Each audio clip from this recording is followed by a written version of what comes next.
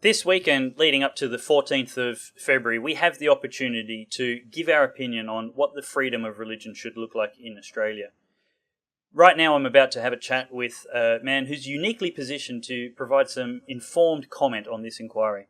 Over the past 5 years, he's not only lost his employment and been subjected to numerous anti-discrimination complaints for expressing views that do nothing more than uphold traditional and well-known Catholic positions on issues such as marriage, family, and morality. He's been the victim of non-stop lawfare, attacking his freedom and consuming much of his time simply for having and expressing views on religion. These views sought to uphold the teachings of the Catholic Church in particular in public policy and political debates, and all of them were and many continue to be reflected in various state and Commonwealth laws. Hardly remarkable conversation. His submission to the public inquiry is what we're going to be talking about today, and it's broken into 3 areas. The first part deals with true religious liberty and the obligations it places on the state in the Australian legal context, and the second part outlines the situation Christians within Australia face today and the loss of freedom they endure, even despite laws that should prevent this. The third part touches briefly on 3 other issues of religious freedom that warrant consideration, namely Islam and halal certification, abortion, and welcome to country. Warning, you are now entering a diversity zone where different opinions are tolerated. This is not a safe space. This is Pellowe Talk. Welcome to Pellowe Talk. Bernie, how are you? G'day, Dave. Thanks for having me on. Now, tell me explain your submission to me in detail. Well, look, the first thing to note is that after the Parliament rejected laws that will protect Christian organisations, Christian charities, even Christian parents following the legalisation of same-sex marriage, Malcolm Turnbull has decided to hold a review into the state of religious freedom in Australia. So this submission is going to be one probably of many submissions put forward to the inquiry. Submissions are due by the 14th of February. And as you stated in your introduction, it is broken into 3 parts. The first part looks at the concept of religious freedom and how it applies in the Australian legal context. The second part looks at the attack on Christians in Australia today. And the third part looks at a couple of other points that should be considered in any review of religious freedom in Australia. So that's the background of where we're at. Okay, well, tell me, what's true religious liberty look like to you? Well, look, there's a human right to religious freedom, but if you understand what human rights are for, they are there to protect people from incursions from the government and from law into areas of life that the government actually has no jurisdiction over. And a famous philosopher, St. Thomas Aquinas, put it in different terms. Basically, he said that there is this thing which he can reason called the natural law, which governments cannot violate. So the right to life is part of the natural law. No law permitting murder would be a true law. So when it comes to the right to religious freedom, it's important to understand that this right in a legal context only exists insofar as the government is not permitted to prevent the true practice of religion. So when you understand that, false religions should deserve no legal protection. Now, of course, we're going to have a big debate over which religion is a true religion and the false religion, or false ideas. And this is one of the big drawbacks of this inquiry. It pays absolutely no attention whatsoever into what religion is and what it is for, which is why it is likely to come to some very absurd conclusions about what ideas should be granted religious freedom. What I think is really absurd about all this is we actually err on the side of caution with religious freedom. We're not overly strict on saying what is and isn't a true religion. So, for example, I know Italy, which nobody would argue is a totalitarian state anymore, actually doesn't recognise Islam as a true religion. They don't ban it per se, they just don't offer it any kind of protection. But in Australia, you can have a communist party and you can espouse communist ideals, even though over 100 million people were killed by those ideals in the last century, and they're not banned or illegal, and there's no prohibition against that kind of advocacy, and yet we see this exceptional prosecution or persecution against Christian values that you have been on the blunt end of the stick from. Yeah, and that's the second part of my submission. I outline in detail the attack on Christianity in Australia today. So we saw during the marriage campaign, churches were vandalised, Christians were threatened with assault and violence, and people who stated that they were going to vote no were even sacked. I mean, that is the status quo in Australia today. It is now dangerous to go to church on Sunday, and that has continued since homosexual marriage was legalised, and the Parliament, as I said, even rejected protections for Christians who might express Christian views about marriage. It rejected protections for parents who might want to withdraw children from safe schools. It even rejected protections for Christian charities. And yet it is now holding this review into religious freedom, which is why I've said in pretty blunt terms that this inquiry is a sham. However, that being said, we should still take every opportunity to defend our culture and our heritage. And, of course, this is one thing that is not well understood. Christianity is not like any other religion in Australia. It is actually recognised in our common law, and that is well documented that our common law is based on Christian values. It is well documented that aspects of Christianity have been incorporated into our legal system. Even our head of state, the Queen of Australia, is crowned in a Christian ceremony, and the Governor-General, who represents the Queen in Australia, takes an oath to uphold the Christian background of our head of state. So Christianity is very different to other religions in our legal context, yet it is the religion that is under attack today, and our politicians are allowing it to happen. Overnight mayhem on campus. Death to whites! Death to whites! Instantly violence broke out. They're so threatened by the idea that a conservative speaker might be persuasive and interesting and funny and might take some people with him. They just have to shut it down at all costs. I am a nasty woman. I am non-binary, and that means I identify as something other than male or female. There were 3 injections in January and nothing else, only a little bit sun, and now I'm really dark. It's what you feel that defines you. And I can feel in myself that I'm changing to a black woman. I don't think parents should have much of a say in education, I really don't. My family says to me, you have to wait until the whole family is together to make a decision about your transition and things like that. And it's like, no, I don't. This is my life, and this is something I have to do. There are certain things we want students to know. Meeting a person and being able to say, you're really nice to me and I like you. That's what being bisexual means to me. Inculcation, if you like, in the way society works. So, what exactly have you argued for in the second section of your submission? What are you calling for the government to do legally? Well, I have made the suggestion that the review could be quite brief and short. If it was really interested in protecting religious freedom in Australia, it would have a one-line report back to the government to repeal laws legalising homosexual marriage. Obviously, that's not going to happen, but I put it in there just for the sake of completeness. I've argued that Christians should be protected in Australia to continue practising their religion, that Australia has a cultural and legal debt to Christianity that it can only repay if it allows Christian expression to continue. And, of course, that is one area that we're facing big problems with today. You know, I myself am facing 32 anti-discrimination complaints for outlining Catholic Church teaching on the morality of homosexuality. That teaching itself is not controversial, it's well known, but it is controversial to say that teaching in public today. And our laws are allowing activists, anti-Christian activists, to engage in lawfare against Christians. The other thing I've highlighted is the concerning behaviour of the police in relation to threats. So we've seen the Australian Christian lobby was bombed in late 2016. On the night of the bombing, the police interviewed the attacker for about just a couple of minutes. He was very badly burnt. And he put out a statement the next day saying that they were going to investigate the incident thoroughly, but it had nothing to do with religion.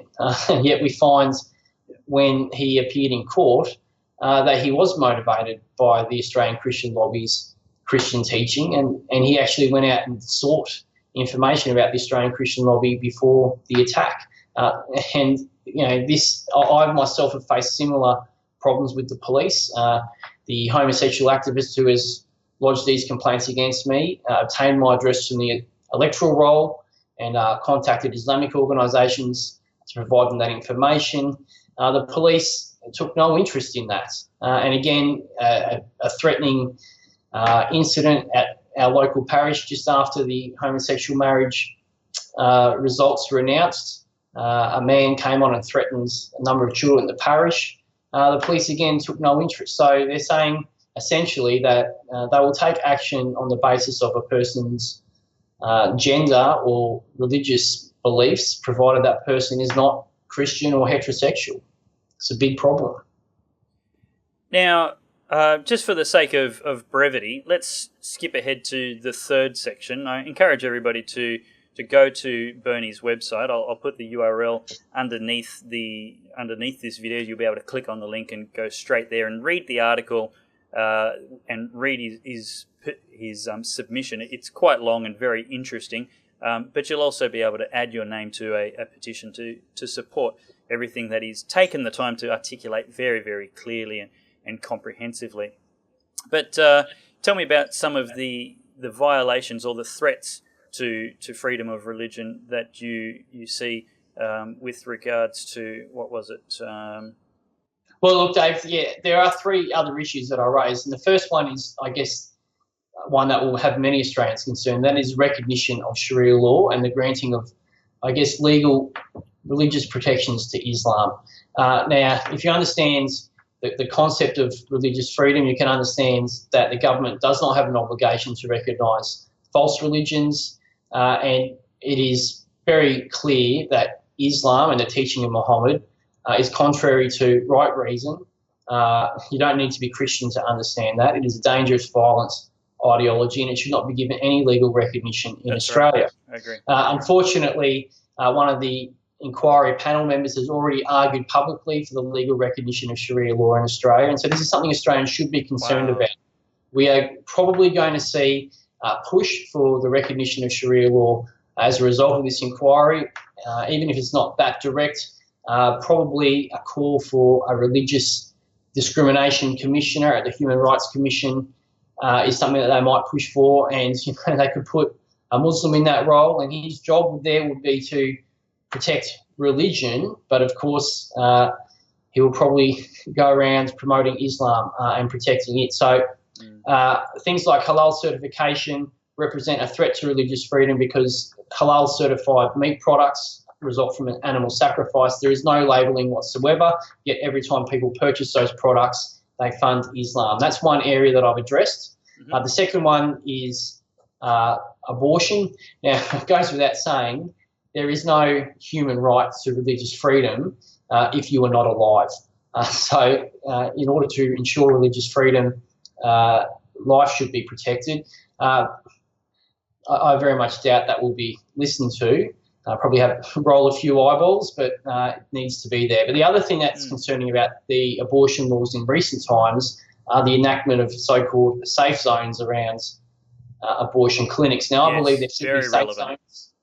There should be safe zones around abortion clinics where people's lives are protected, which would effectively put the abortion clinics out of operation if they are properly enforced. But these zones actually are there to prevent people from expressing pro-life views and assisting people who are sometimes looking for help and assistance. And that's very concerning. But we're seeing people even being arrested just for praying at an abortion clinic. The law is being manipulated and abused to such an extent that instead of preventing protest, they're interpreting prayer as protest, arresting people for simply praying and calling prayer protest, which is an explicit violation of religious freedom.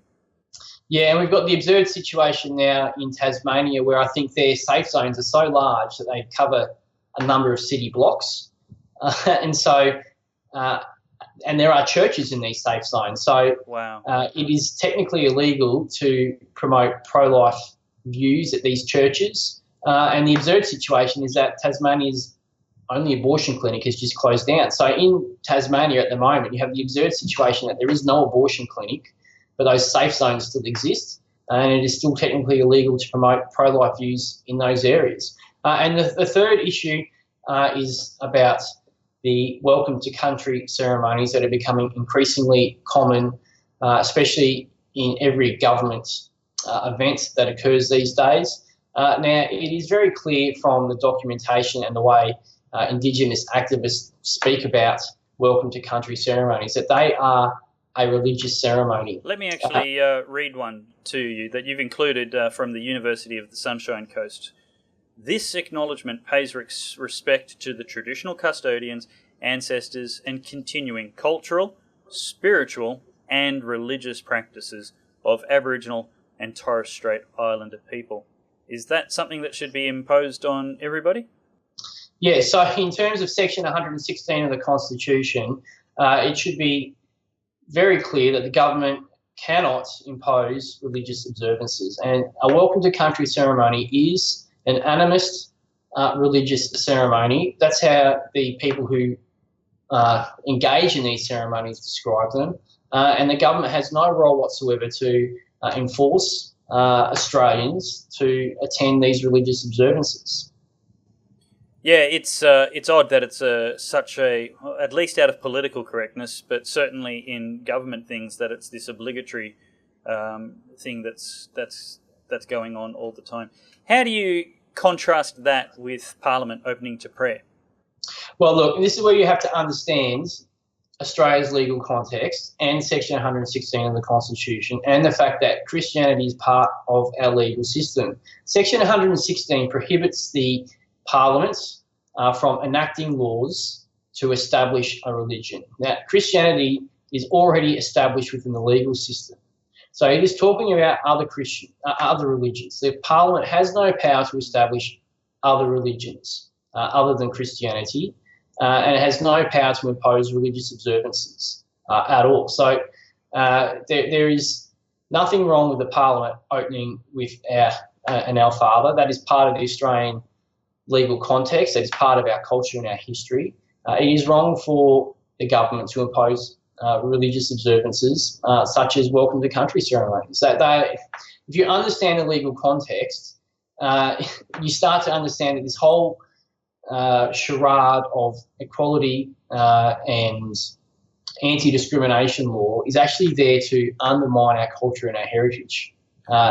You'd have to concede that there'd be other people who interpret well-qualified people who interpret the legal context differently, and say that Christianity isn't established in our constitution or laws. Well, look, Dave, you don't have to take my word for this. All you have to do is go and look at the judgments in the court system right throughout the British system, and then in the Australian colonies, and then leading up to Federation. Christianity was part and parcel of our legal system, and it still is today. I mean, our head of state, as I mentioned at the start, is crowned in a Christian religious ceremony. I think he was called actually the father of our federation, Sir Henry Parkes. He's quoted, and you've included this quote in the cover of your submission. His comments about Australia were that we are preeminently a Christian people, as our laws, our whole system of jurisprudence, our constitution are based upon and interwoven with our Christian belief. That's quite an endorsement of the opinion that you've just asserted, that it's woven in. So he certainly agrees with you, and he had something to do with writing the Constitution. But tell me, what do you think about the Welcome to Country? Do you think it should be optional, opt-in, opt-out, like the Greens opt out of the Lord's Prayer in the opening of Parliament, or do you think it should be banned? Well, look, the Welcome to Country, regardless of whether you might argue if it's a religious ceremony, is a divisive ceremony. It divides people, and it is completely unnecessary. It is becoming a symbol of meaninglessness. It is just something that people mouth to signal their virtue and it should have no place in our society. And in fact, the modern founder of the Welcome to Country ceremony said he made the ceremony up on the spot back in the 1970s. That was the actor Ernie Dingo. So, so do you think the government should ban it? Do you think it should be banned from at least government buildings and events? Banned? Well, look, I don't think you need to go so far as to pass legislation to ban it or anything like that. It's just a waste of time. It doesn't mean anything to most people, and it shouldn't be imposed on us. They don't have to ban it. They just don't have to waste time with it. Stop mandating it. Yes. Excellent. Well, thank you very much for all the work that you put into that submission. It certainly will give the review panel a lot to think about. It will be very interesting to watch the procedures and the commentary that comes out of it, if there's any leaks, etc. I know at least one or two people in that panel, and those people are certainly men of integrity and character and conviction. What the government does with what they do with it, of course, could be a whole different story altogether, and we've certainly seen thus far the evidence is the Liberal Party government's and Malcolm Turnbull's devotion to religious freedom is little more than lip service. Any final thoughts from you?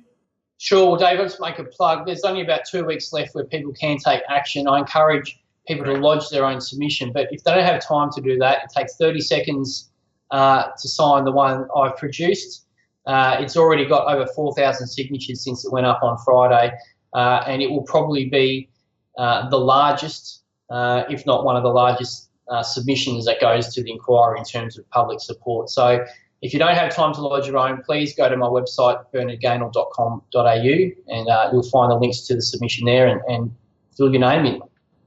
And you know what? It doesn't hurt to do both. Go to Bernie's website. The link is right here, right now, and sign it. If you agree with it, read it, of course, first, and sign it, and then go to the link that's also beneath this video where you can get some tips and just do it yourself. You don't have to write an 80-page, 45-page summary of your opinion. You can do it in one paragraph, and there's a website form where you can just click your name, your email address, type your opinion, and hit submit, and that's great, because at the end of the day, even the strength of numbers of positive submissions in favour of religious freedom will actually count for a lot. So make sure you head to both of those links, and let's put our voice behind asserting some religious freedom in Australia, which includes the freedom to do or not believe according to your own convictions. And that's Pellowe Talk. Make sure you look at the website, davepellowe.com, for more articles and interviews, and subscribe to the YouTube link, and do me a favour and become a partner with the show as well. Thanks for that, and we'll see you later.